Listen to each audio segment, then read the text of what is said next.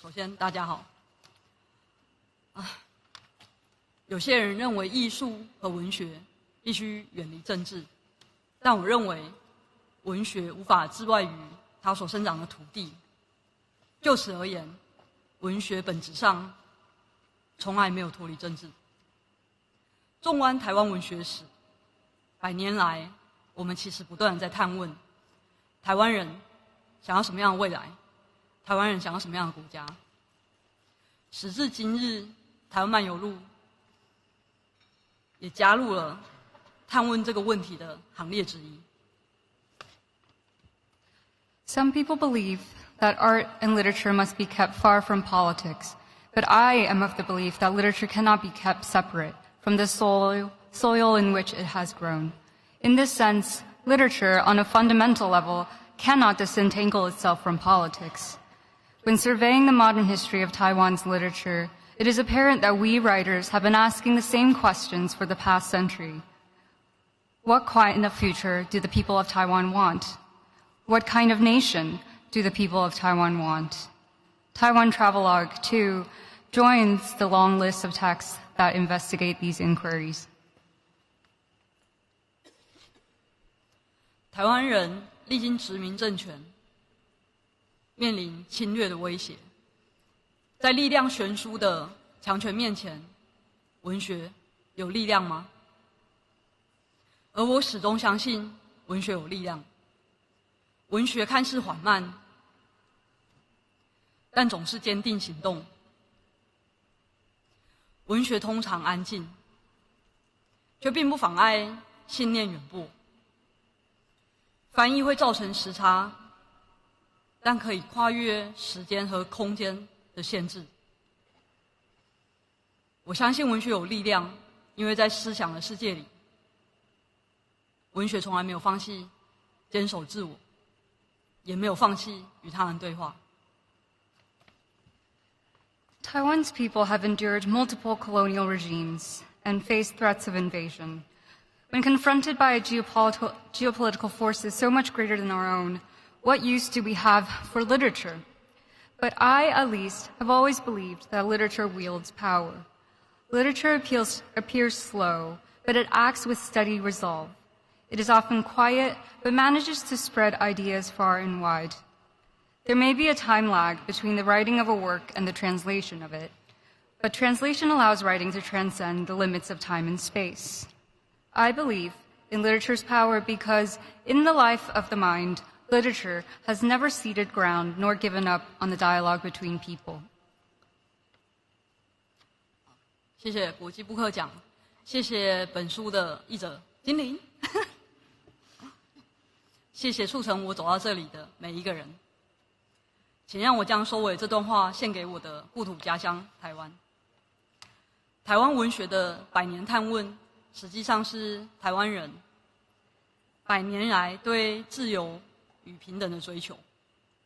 能够成为一名台湾人，是我的幸运；能够以台湾作家身份站在这里，是我的骄傲。谢谢大家。Thank you to the International Booker Prize. Thank you to the book's translator, Lin King. Thank you to every person who made it possible for me to be here today.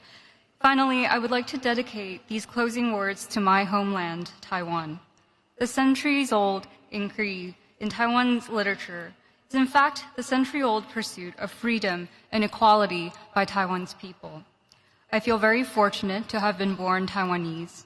I feel very proud to stand before you today as a writer from Taiwan. Thank you.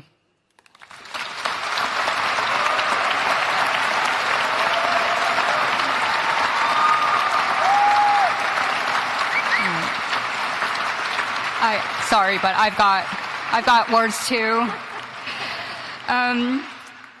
In 2022, when Russia invaded Ukraine, I made the explicit decision that rather than translating Sinophone works indiscriminately, I would only translate writing from Taiwan for the foreseeable future. I will continue to do so, I told myself, until the day comes that my homeland's sovereignty is no longer a provocation or a punchline. Until no English speaker feels comfortable saying to me, glibly, I really should come visit you in Taiwan while it still exists.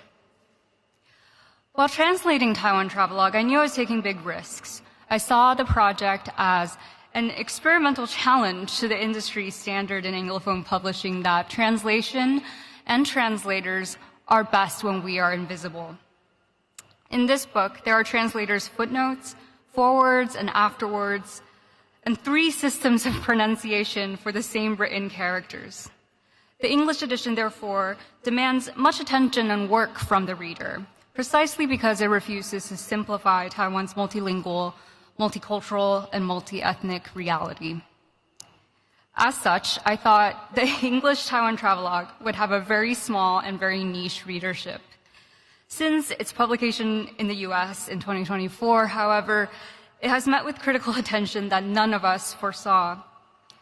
Back home in Taiwan, the international spotlight has marked the book as a singular and shining exemplar of how our stories can be told abroad. But no book should bear the burden of speaking on behalf of a whole country. And my goal for myself and my fellow translators is to bring so many voices from Taiwan into English that no one can reduce Taiwan's literature to a monolith. Because we are not a chorus, but a cacophony, self-contradicting and unruly, just like any healthy, robust democracy.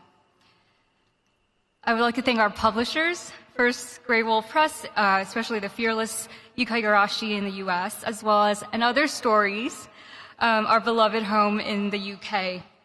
The reason there was such a long lapse between the US and UK releases of this book is because we couldn't find a publisher willing to put the translator's name on the cover. Not until Another Stories came to the rescue.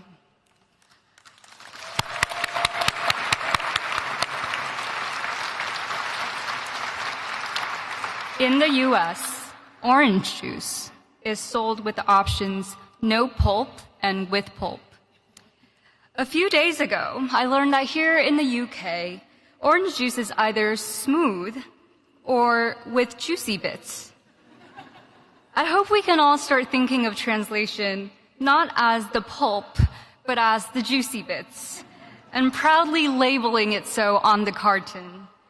Lastly, thank you very much to the International Book Group Prize for amplifying voices and broadening our horizons, and happy 10th anniversary. Thank you.